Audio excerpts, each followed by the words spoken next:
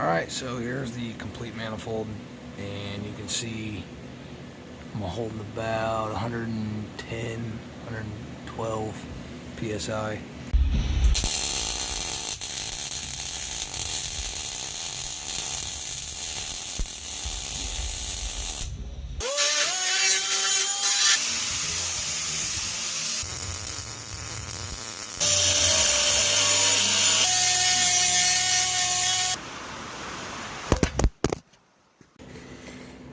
So here's the idea for the manifold box, literally a box. So this is where everything's going to be happening with my manifold box. This little box is also going to provide a little extra volume.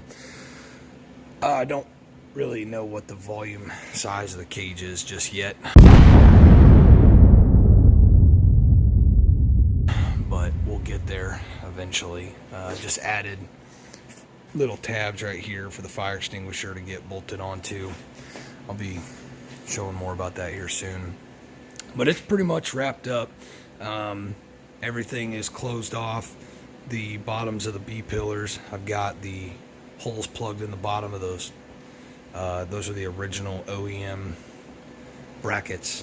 So they have holes in the bottom of them, right in the center, I think for water escape, maybe, I'm not 100% sure. But I was really considering tapping into the side of these with drain off valves, kind of like an air compressor. I just don't know that it's necessary. One of those reasons why I don't want to powder coat the cage just yet. I'm just not sure if I really want to go forward with that. So anyways, I got some closures there. Cap the ends off here. Got that all completed, fairly well smoothed and rounded off. Haven't quite cleaned all those up just yet, but you get the idea. Just sealing everything up, closing it all up, rounding off all the edges on these brackets here, just so everybody knows as well. If you plan on getting these, they don't finish welding all of these, and they leave little seams. There's a little slit. They CNC cut this so that way, because this is kind of at an angle, it's bent down, so they cut this little half circle out so that way they can then flatten that. So it's kind of hard to show it, but there you can kind of see the angle that they did, and they very slightly bend that little washer piece down so that way it's a little bit more flat with the tub once it meets the inside of the tub. But anyways, there's a cut inside there, so make sure you guys fill that weld in, otherwise it will just rust inside there. You can't really get paint and primer down in there. Weld the underside as well, which I did. Just not worth rolling it over and showing you. So anyways, that's progress as of now.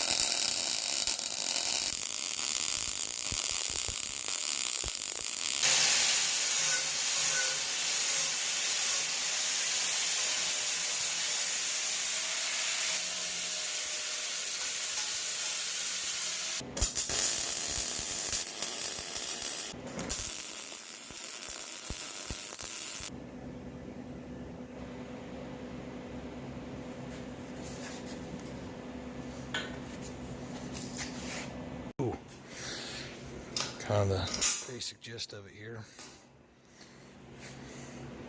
Quick little easy clip. It is a little tough to do one-handed, but anyways, you get the idea, I think. I welded these tabs on just because I didn't want to, I can't put the threaded bolts into the cage, and it kind of allowed me to offset this a little bit and kind of set it inside of this area kind of utilize that space in between the tubes there. Moving over to here. This is the almost complete manifold box.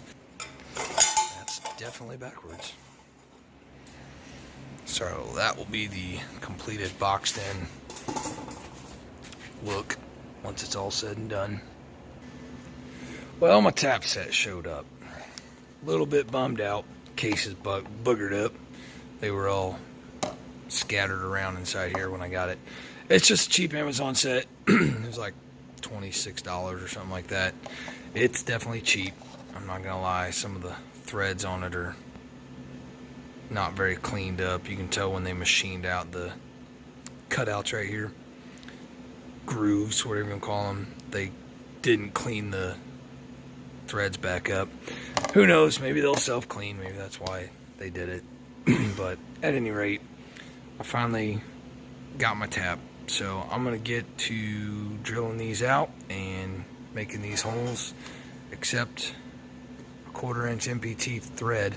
I think I said 3/8 earlier, but after evaluation and looking at things, my little pile of goodies down here, I really don't think 3/8 is necessary. I'm just gonna stick with a 1/4. So 1/4 inch MPT it is. All right, so I got to accommodate for this manifold system to go right here. So I've got to tap a hole here, and I think I'm going to tap a hole in the top for not this gauge. I've got another gauge for this gauge to set in on the top. So that way I've got a tank pressure gauge. And then I'm going to run a 90 out of here and another 90 back into here.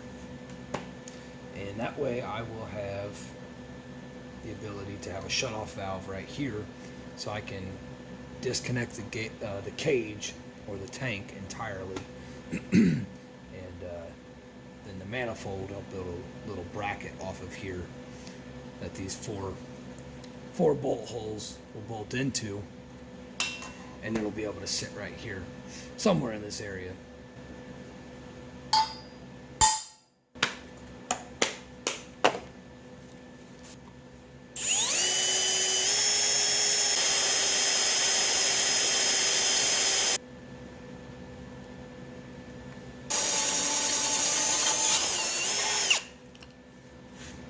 It's a little custom setup I made a while back. This is literally a 3/8 extension, and I've used this in electrical boxes and things. This is which is why it has electrical tape on it. But it's just a 3/8 extension, and these are adapters basically to fit on a tap. I got a set of multiple sizes of them. I'm not even entirely sure where I got these. Maybe Harbor Freight. Something cheap, something effective that worked for a little while. They've worked for me for quite a few years now.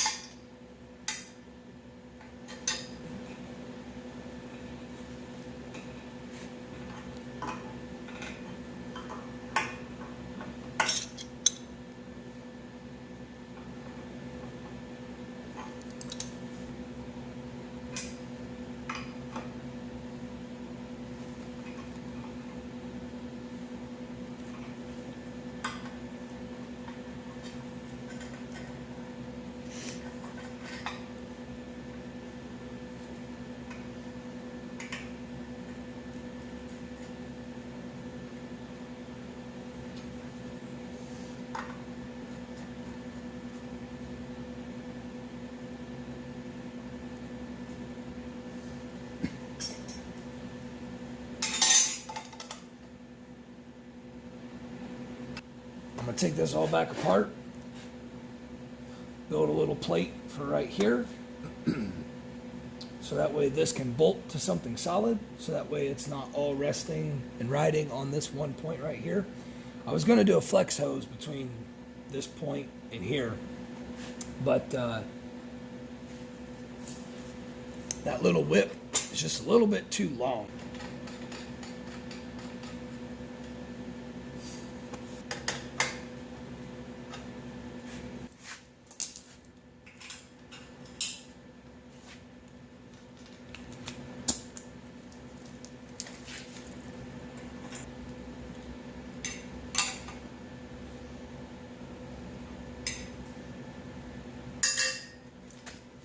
Alright, so here's the moment of truth.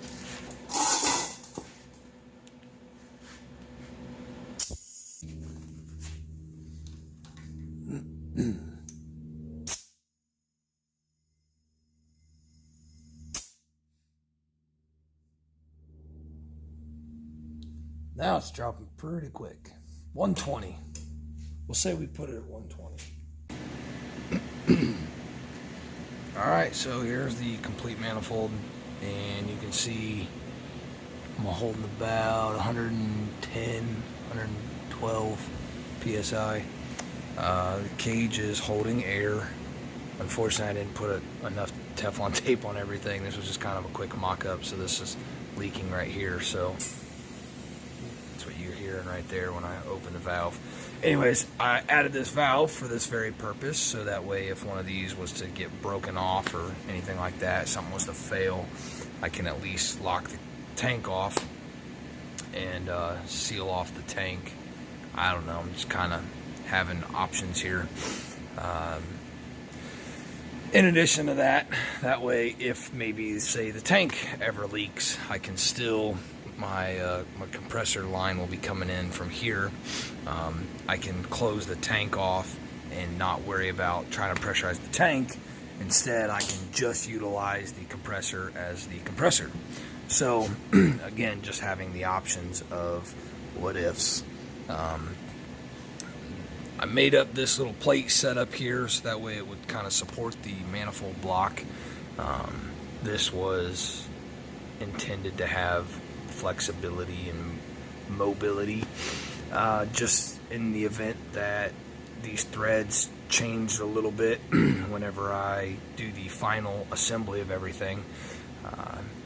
I kind of slotted this lower plate on the bottom so that way if in the event it needs to go in or out, this plate here has some wiggle room on the top and the bottom, so that way it can deviate one way or the other. So anyways, that is my assembly there. This was about the closest thing I could do of a mock-up for the actual completed setup once it'll be in the Jeep. I will have a shut-off valve here as well. Just again, just for options, just for unnecessaries maybe. I don't know. But nonetheless, this is my setup I'm going with. I'll have these two chuck ports obviously here to be able to connect two hoses and air up two tires at a time. This will be for just whatever options or purpose or functions I need. I got a 140 PSI blow-off valve. Obviously tank gauge and pressure gauge for what's going to be happening here at the tires once this is being used. The compressor shuts off at 100 psi, which is why this gauge reads 100 psi. I don't actually intend on having 120 psi in here, and this 140 psi blow-off valve is an absolute worst case scenario. Let's hope that that never happens. Just in the event though that for some reason the compressor doesn't shut off and the shut off switch doesn't operate, it fails, whatever, at least this will have a blow off pressure of 140 psi in that emergency situation.